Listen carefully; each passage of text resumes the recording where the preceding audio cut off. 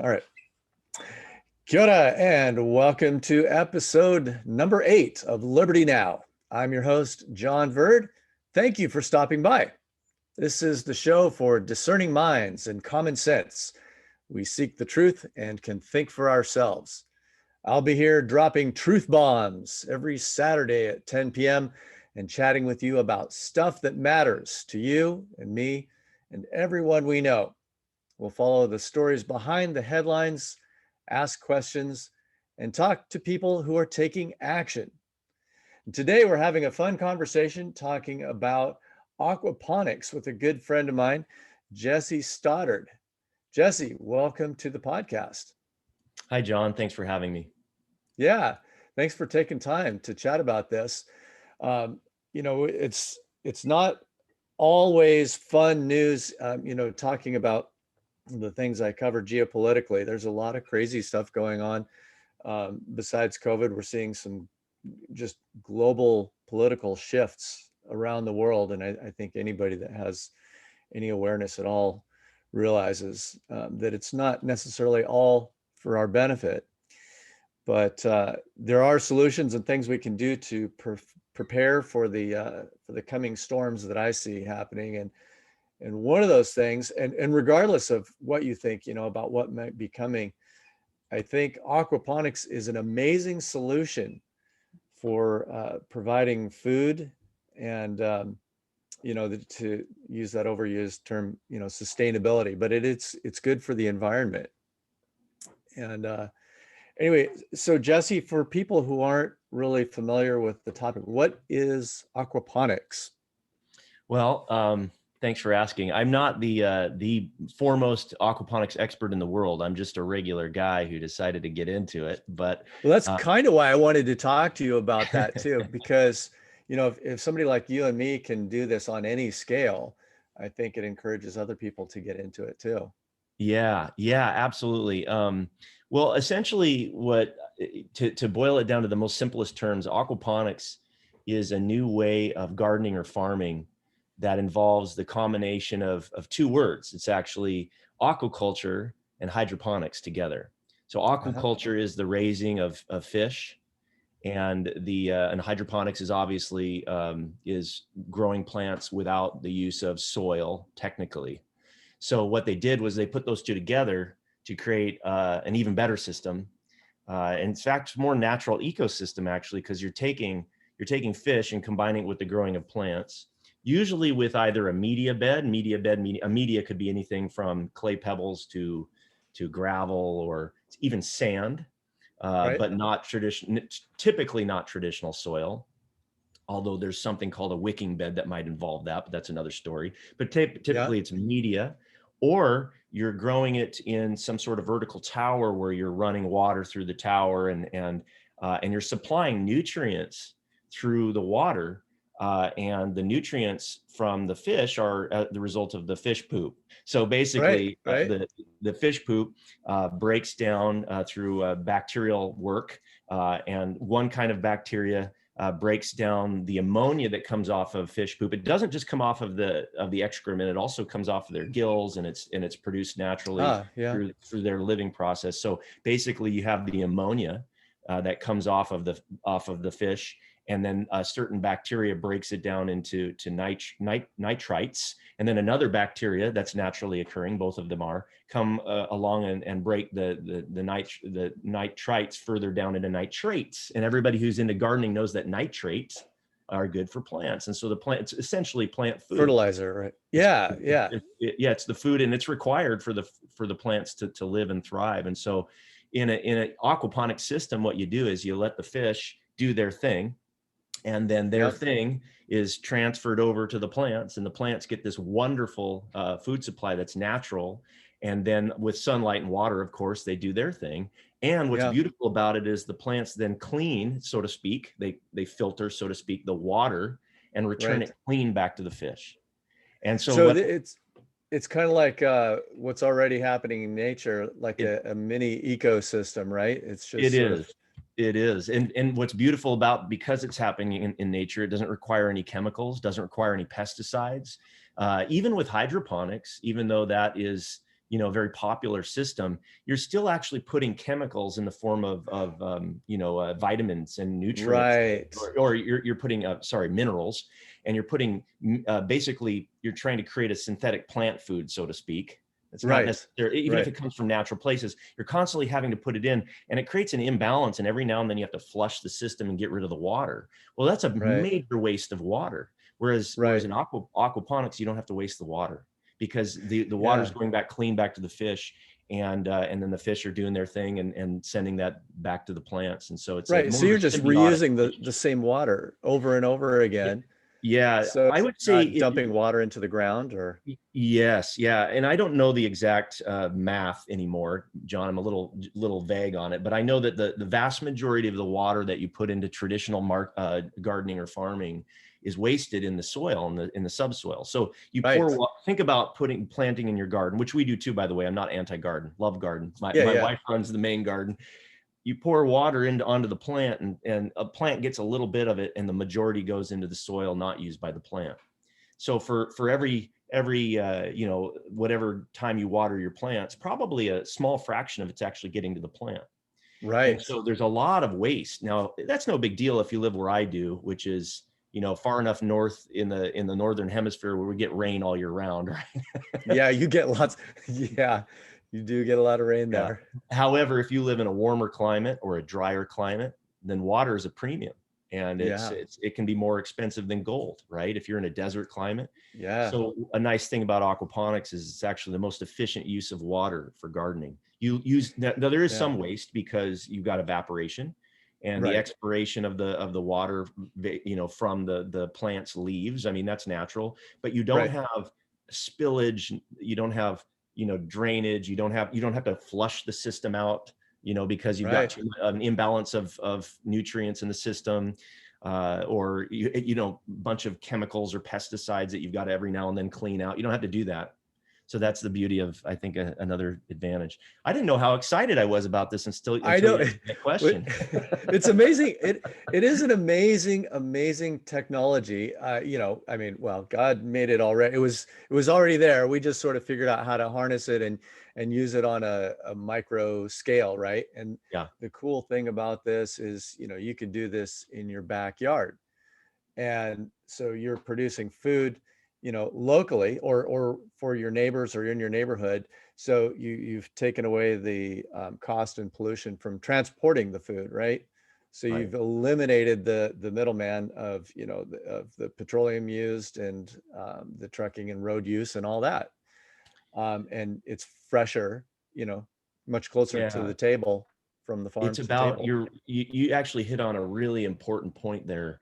Really, what it's about is food purity and food Yeah, security and food yeah, sovereignty. The words freedom and nice. sovereignty go along with it, because you're creating your own source of food like any good gardener would, but you're doing it at even higher productivity levels. The one thing that I didn't mention is that aquaponics produces way more of a harvest. It's a huge amount of output for the amount of Yeah, input you do. I I Huge. I've read like you can produce per square acre or per square foot of aquaponics garden bed, you can produce 3 to 5 times the amount of traditional gardening. Right. That's amazing. And then if you get into, vertical growing, like you were talking about, you can have plants, vegetables growing up the walls, basically, Yeah. uh, Yeah, it's which pretty you just cool. can't do in traditional gardening. Yeah. Yeah, I think that the in today's world, it's important to start to think about ways to be more self-sufficient. Yeah. And even if you don't think that everything is going to hell in a handbasket, so to speak, it Yeah. still is good for your soul, and it's good for your family, and it's good for, my kids get involved. My wife and I are involved together. It's something we can do together that's fun and healthy, and educational. It's almost like a science project for the kids. If they Yeah. wanted to, Right. they could do a school assignment on it if they wanted to, right? It is Uh, educational. Yeah. yeah, so there's a lot of benefits outside of just maybe economics, but there's a lot of factors. Some people make an argument that economically it's not as viable as traditional farming on a large scale. And there's some truth to that. Modern farming has come a long way to produce massive crops, but there's a downside to that as well, right? Yeah, let's Yeah, talk a little bit about that. I don't know that. I mean, yeah, if I guess at some point there's the economies of scale where things do improve and get more efficient, and then the curve starts to go down again at some point. right. But the idea behind aquaponics farming is, I think, more producing in quantities large enough to sustain local communities. It's not to sustain entire cities or parts of the nation, right? Yeah, so because it can be localized, I don't think it needs to be scaled up as dramatically, because you sort of lose some of the benefits anyway. If you're doing that kind of farming, then you're getting back into having to transport it, across the country and everything else. Right, And right. Yeah, and the efficiencies that we have that we've created sort of, ha, with large scale farming, traditional farming, come at a cost too, right? Because now you have to deal with, well, it's a monoculture, so you're taking away, all the diversity of plants that could be out there, but also you're having to add in things we talked about that aren't good, like the pesticides and the fertilizers, chemicals into the right, soil, right? right. You're excellent points. Where I learned, I should reveal where I first learned about it, and talking about why I got excited. There's a gentleman named Murray Hallam, and he's very famous in Australia and all over the world now. And he's the founder of several different related businesses, but he has Murray Hallam's Practical Aquaponics, Uh-huh. which is a fantastic educational resource. He has courses. I went through one of his courses. It Oh, was it good. was an extremely involved course. I spent about 6 months studying it. I went through one of his 8 or 10 week courses, and then read some books and other materials that he provided, which really got my start. And I also discovered other people that he had worked with, related to them. There's some water farmers. There's these other organizations. There's some consultants now, and so there's a whole world of aquaponics that has really blossomed over the last 10 years. Now Yep. there's a residential and kind of a grassroots sort of backyard aquaponics, and then Uh-huh. there's also a commercial side that's being developed. In fact, it's growing faster than we think. There's even in my area here in the Seattle area in Kent, Washington, there's actually an aquaponics commercial farm Is there? indoors in a warehouse.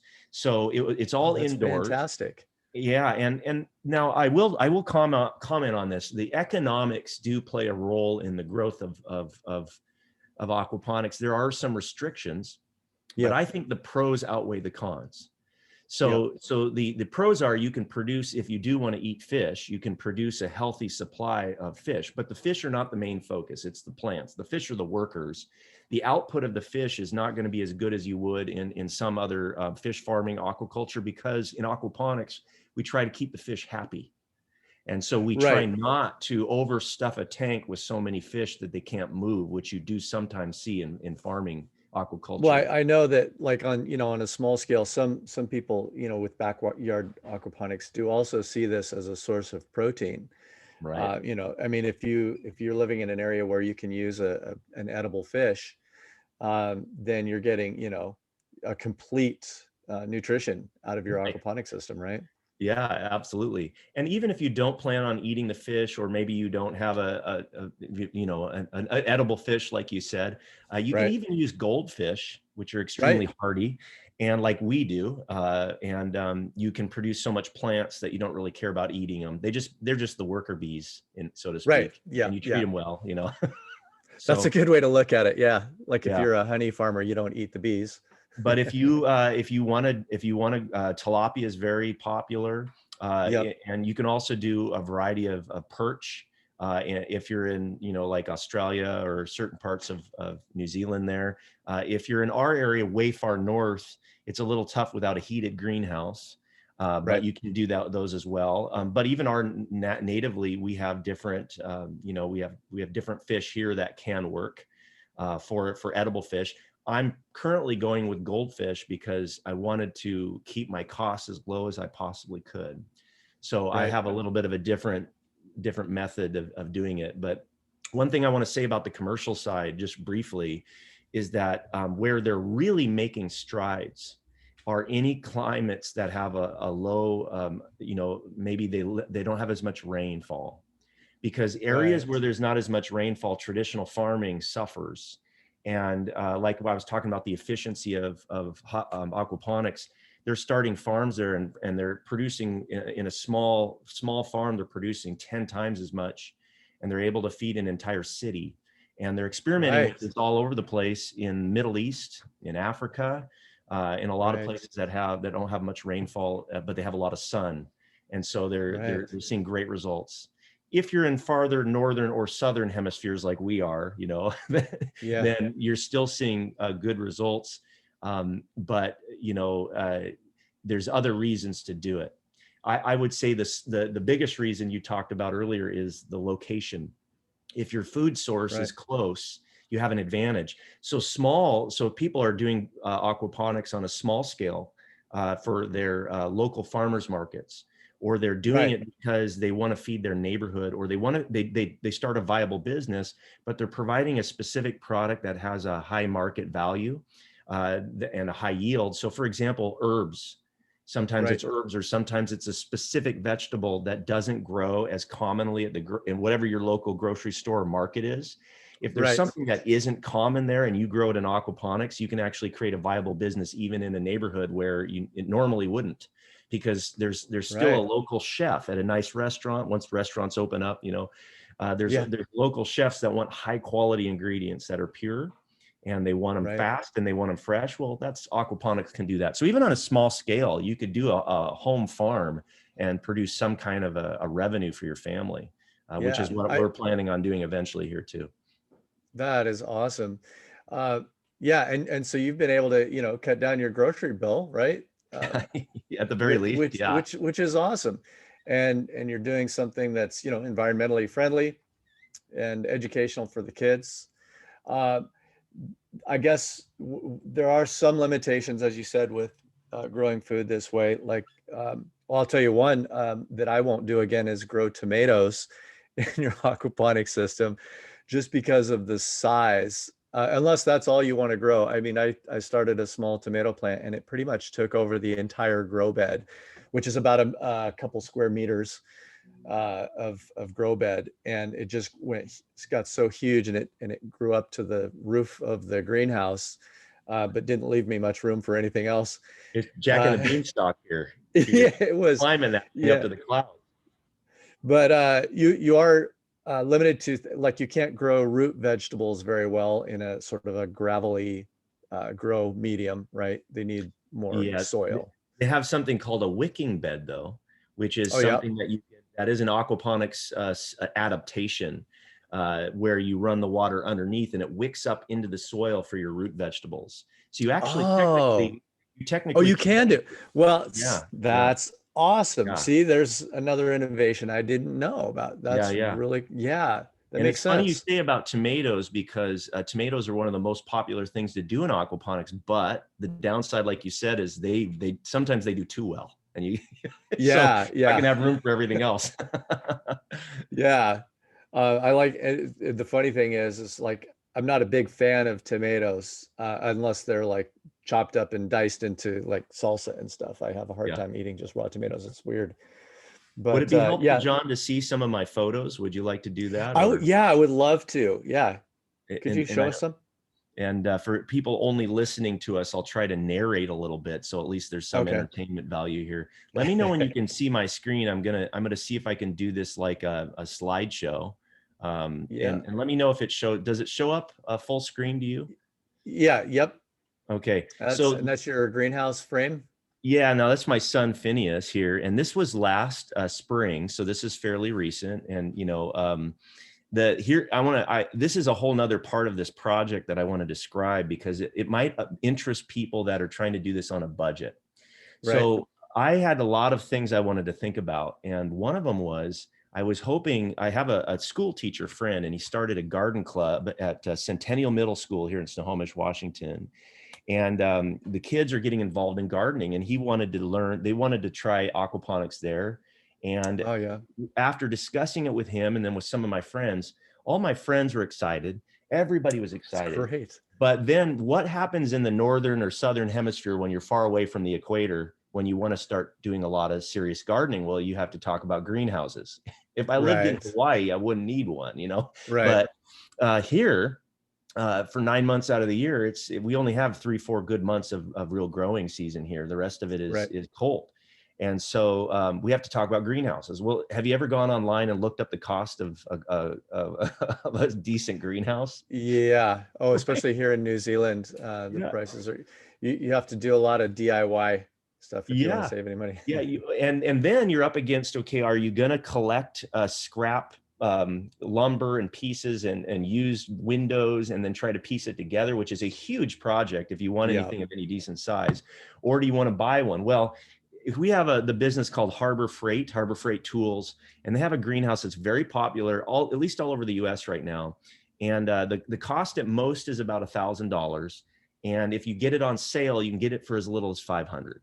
Wow. And so what it is an aluminum frame, and the plastic. So it's not the strongest thing in the world. If you live in a windy area, I don't recommend it unless you're going to frame it up inside. But Right. if you want an experimental greenhouse, you cannot beat this thing, because for a low cost, you can have a decent greenhouse and experiment. So I thought, well, I want to prove the concept to people. What if you could get into aquaponics for a few $1,000s instead of tens of thousands of dollars, right? Right. So that was you got to understand, that's the restriction I have. And a lot of people don't have that restriction. They'll go out and they got something fancy and they'll spend 10 grand. And before you know it, they're 30 grand in this home improvement project. Right. So Right. I thought, no. What about the average family? What if Right. we could do this for 3,000 or less? And that was my goal. And I did it. And so what you're looking Wow. at is an example of doing that. So it's a 10 by 12 that I have in the picture. And that's not enough for me. I knew to do the basic aquaponics setup that I wanted, which is called the CHOP Mark II. CHOP stands for constant height, one pump. It's a Murray Hallam design, the guy I Oh mentioned yeah. earlier. Right. The chop And and flip with yes, the exactly. IBC containers. You got it. IBC Yep. containers, and it only needs one pump, and it's a beautiful system. So this is my daughter and my dog. So these pictures got thrown in there. So here we are with two of them back to back. So I did two 10 by 12s. That means I've got 10 by 24 total length. And you can see Right. my son back there waving. And what we did is removed some panels between the two to create a door. And Right. we ended up removing all of them, just having an open space. And here we are planting. And there it is, completed with sliding, barn doors. And I have catchment systems now, that barrel in the front moved to the side, and I catch rainwater off of the little gutter, and we funnel it into little There catchment you systems go.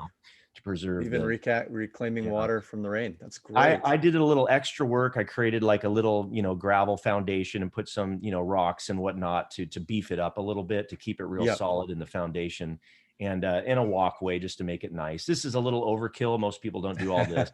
And then inside, you can see I took the IBCs and I cut them up, including the frames. And you see there I'm laying out the frames for the aquaponic system. And then I Yep. leveled the floor, and you can see we have starts going. And now here's a picture of what it looks like with it's just simple cinder blocks and Yep. some milled lumber. This was leftover lumber that my dad had milled, by the way, off of driftwood. So it Oh, was really great. nice. Yeah, Really real two sustainable. by tens, or 2x8s. They were actually 2x8, right? Nice. And so you can see that what it is it's 3 total IBC tanks. There's 2 of them represented here. I cut the frames in half, and then I flip them. And the bottom one in the middle of the picture is called the sump, or the sump tank, right? Where Right. all the water will Everything drain. drains into that. And then Yeah. here's a picture of all of the IBCs cut up before I installed them. And I painted the outside. It's very important to paint them, because you want to reduce the amount of algae, because when sunlight goes through, sunlight plus water grows algae. We can cut down the algae by Yes. painting them. Right. And then here's just a nice shot of the backside of the greenhouse. I was proud of it that day. It was a lot of work. So, Yeah. Looks good. and then this is my son down inside the sump. And he helped me with plumbing because he was the only one small enough to fix some things that I didn't do right the first time. So I sent him down there inside it to fix the plumbing. And you can see as I put the plumbing together, each of the tanks drains into the sump, and there's what's called an auto siphon.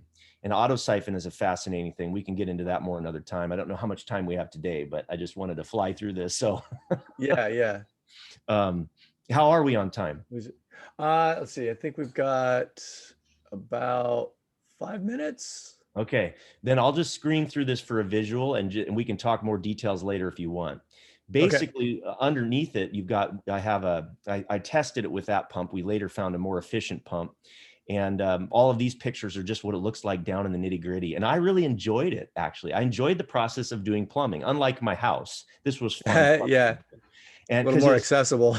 Now, one of the tanks, all you do is chop the top off and it becomes the fish tank for this particular system. So I have a whole IVC that was just used for the fish. It's 250 gallons. Right. Well, you can put more fish in that way too. Exactly. So that allows you to expand and add more grow beds, right? Exactly. I could have up to 100 fish in here, depending on the size of the fish. Wow. Yeah. So the plumbing for this, you run water in and it drains back through. The reason why that pipe is so long is because you want to gather water from the bottom. It comes up and it drains back into the system. This is our catchment off the front of the house, and I use the rainwater to fill up the system. So there it is. You can see now with the gravel in there. And our first plants, here's what's really cool. My wife took plants that were not doing well in our garden. They were dying. And we actually used the aquaponics to test it. So talk about, starting behind the 8 ball here, right? We started with bad plants. Yeah. And they actually nursed back to health and did quite well. So yeah, it's amazing when they get, and so part of the system is it's a flood and drain, right? Correct. So they're getting saturated the roots with water, but then it drains so they get oxygenated, so they're not immersed in water the entire time, right? Exactly. And these is little low wattage, low voltage pump that operates the entire thing. You can see it right here. It's only 24 watts. It's less than a light bulb. 3,000 liters per hour, which is 800 gallons per hour, and that powers the entire thing on less than a light bulb. And you can see we planted here. There's lettuce in the far bed. We have tomatoes. We tried a little bit of everything. We had cabbage. We had all kinds of stuff in here, a variety of different things. What's that? Beans. Beans. Oh yeah. Peppers. My wife is off camera telling me what it was. Cucumbers. Kale. Okay, so all of that was kale. Yeah. We had an aerator for the fish, and then you can see us getting. Oh, you're treating your fish better than mine. Yeah, I didn't give mine an aerator. Yeah, that was kind of the overview. And then I will show you this. My mother-in-law had me built another greenhouse. That's what that one is. So I had to build hers too. Nice. So is she running one now? They're not. They're just doing traditional, but they like the greenhouse. So we'll get into aquaponics later. This was only a couple weeks in. This is like 2 weeks. Wow, look at all that. If you can't see this, I'm looking at what is it, 2 square meter grow bed that's just, you can't see the gravel anymore. The plants are just bursting out of it. Yeah, I built a cover for the fish tank just to keep things from falling in, or from kids from falling in. And it would be open there. Nice finished job there. And you can see just 3-4 weeks in, things are exploding. Now, what you're looking at now is framing. I actually framed up the greenhouse inside. As cheaply as because of wind, or? Yeah, I wanted it to be a little stronger for wind and snow.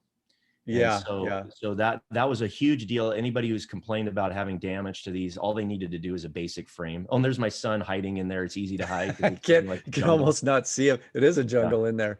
That's the awesome. Lettuce. This is the lettuce about a month in. Yeah, it was massive, pretty cool. And there's that. And after that, we'll move on to another trip. We do have results. Here we go a little later, maybe 4 or 5 weeks in, and it's explosive. Just explosive.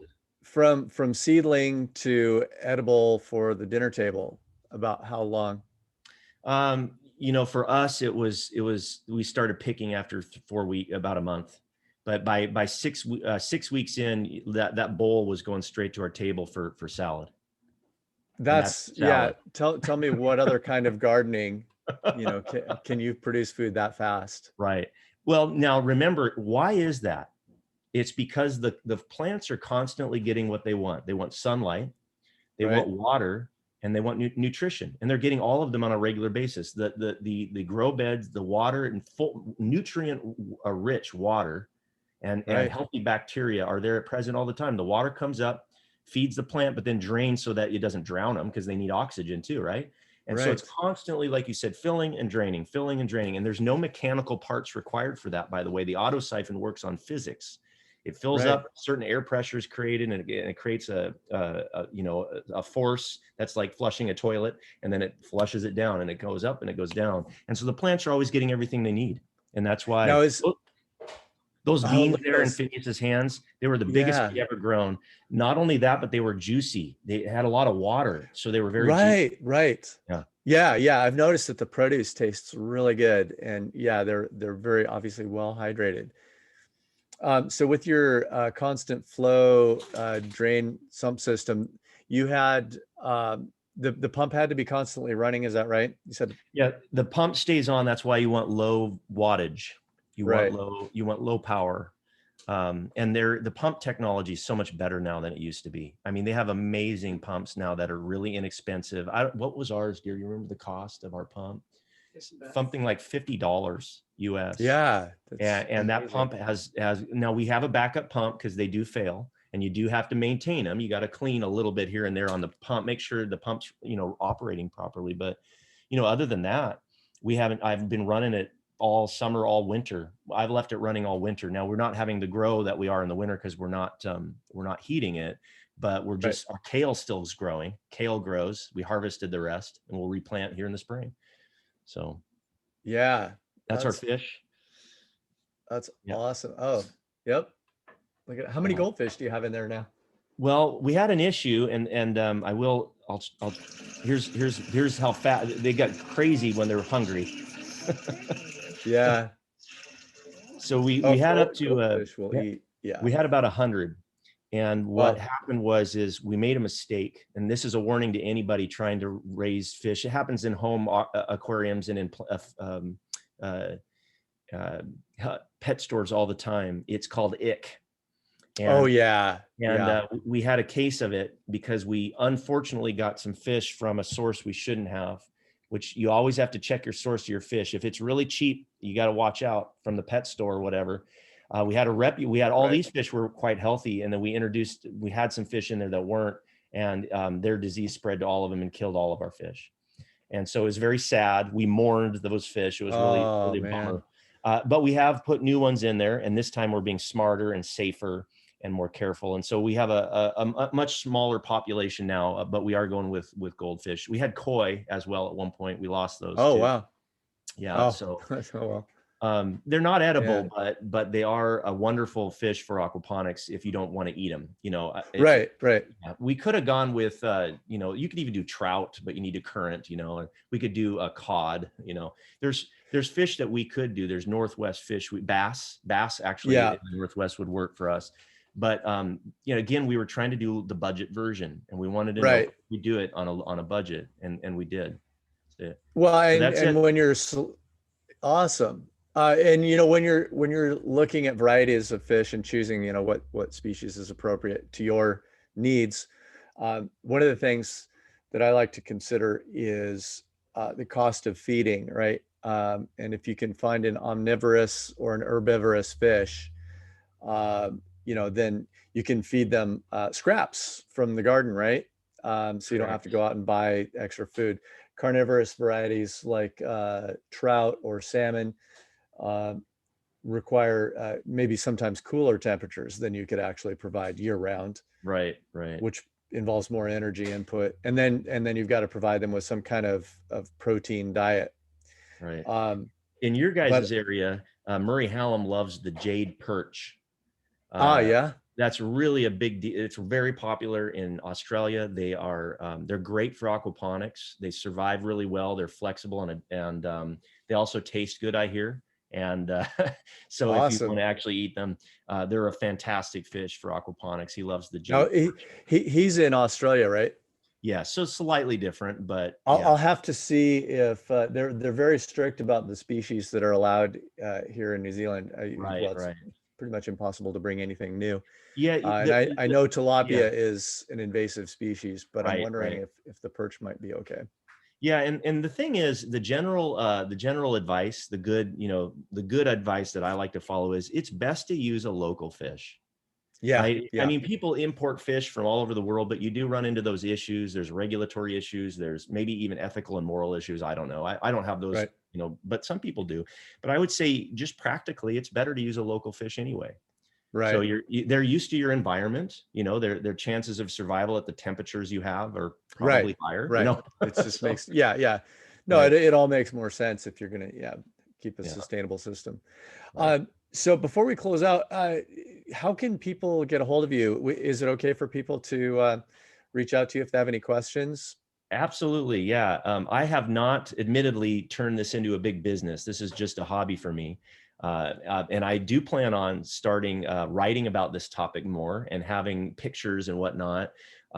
So that hasn't happened yet, but people can get a hold of me at my website. It's jessestoddard.com, which is JESSESTODDARD.com. And that's kind of a general website for me. And I write stuff on there. I have my little creative nonfiction and essays and that kind of things that I do. And I talk about Nice. these kind of issues from time to time. So, Excellent. Excellent. And I always like to ask, do you have any books that you recommend, not necessarily related to the topic, but that have made a big impact on you? oh gosh. Yeah, that's a huge question. I read a lot and it's hard to pick out a favorite book. But I have a few, there is one that not very many people have heard of that happens to be on my top 10 list of my all-time favorite books. So rather Yep. than list off books that everybody's heard of 100 times before, I think I read uh, How to Win Friends and Influence People in high school and Think and Grow Rich and all those, very popular Yeah. self-help type of books. But one that really, that is a remarkable book by Richard Koch, who's the author of the 80-20 principle. Hmm. Is he kind of pioneered that, in terms of the branding of that, the 80-20 principle, which most people have heard of. But he has Yep. a little offshoot book. It wasn't even his main book. It's probably one of his least popular books. People don't even know about it. It's called Living the 80-20 Way by Richard Oh, Koch, Koch. wow. And I have read that at least 4 times. I've underlined it multiple times, and I actually review Yep. it every week. And Wow. the reason why I do is because it talks about how to get more with less and not get caught up in the more with more culture we all live in. Right. And Wow. that actually is part of what took me to aquaponics, because of the idea of getting more with less, Yep. using ingenuity and creativity and innovation, but also happiness, right? Happiness. Right. He talks a lot about how we're all caught up in the rat race, and Right. how to maybe escape that. And I really I really think that he really hit on some important points in that book. And I wish that people knew about it, because I think it's a lot better than the sales online would lead you to believe. Yes. Well, I Yeah, mean, that's the whole point of sale or, marketing, right? Is to get us to believe we need stuff we don't necessarily need, but to sell it, right? right. Yeah. But yeah, that's great. Fantastic. Well, Jesse, it's been really informative. Thank you for teaching us more, even me. And I've been looking at this for a while about aquaponics. And it's nice to talk about solutions and things that enable us to be more independent. I love that idea of sovereignty. And that's why I think it's really appropriate for the Liberty Now podcast to share these kinds of things, because it's all about our personal freedoms and liberties. And being able to produce our own food is one of those very important things. So thank you for that. Thank you, John. um, Appreciate it. yeah, so we'll have to catch up some more when you have some new developments there. And I'd love to interview you in the future about other related topics. Absolutely. I'm more than happy to do that. Awesome. Absolutely. Well, thanks, Jesse. And this has been John Verd, your host on Liberty Now on Air, a weekly broadcast / podcast on Plains FM 96.9. You can also find out more at libertynow.com. And to catch up with the video and show notes for this topic and podcast, you can also find those at libertynow.com. Until next time, be good and keep asking questions.